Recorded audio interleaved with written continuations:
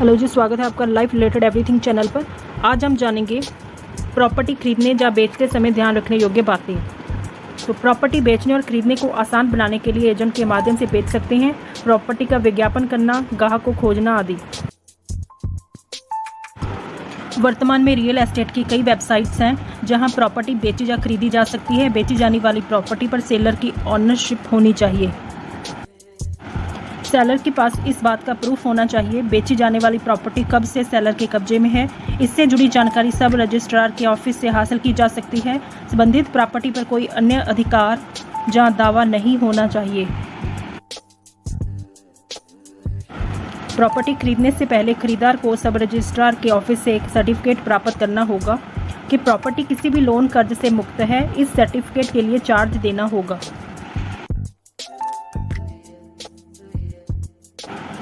Cell value और property का period तय किया जाना जरूरी होता है। सेल के लेन देन में सेलर को प्रॉपर्टी के राइट्स ग्राहक को ट्रांसफ़र करने होते हैं।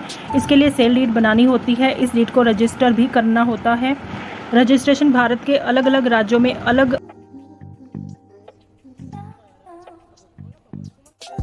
हाउसिंग सोसाइटी से परमिशन या नो ऑब्जेक्शन सर्टिफिकेट लेना जरूरी होता है।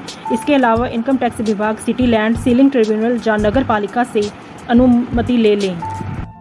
प्रॉपर्टी से जुड़ा एग्रीमेंट खरीदार और सेलर के बीच होता है। इस एग्रीमेंट में इस बात का जिक्र होता है कि जब तक खरीदार पूरी राशि का पेमेंट नहीं करता तब तक प्रॉपर्टी का कब्जा सेलर के पास रहेगा।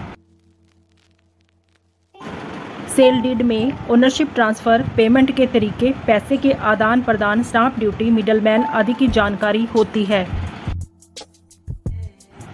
पैसे का लेन देन, पेमेंट मंथली आधार पर या एक साथ। एग्रीमेंट में दोनों पक्षों की सहमति लिखित तौर पर जरूरी होती है। अगर प्रॉपर्टी पर कोई कर्ज है, लोन, टैक्स और चार्ज का भुगतान रहता है तो इसका उल्लेख भी एग्रीमेंट में होना जरूरी है।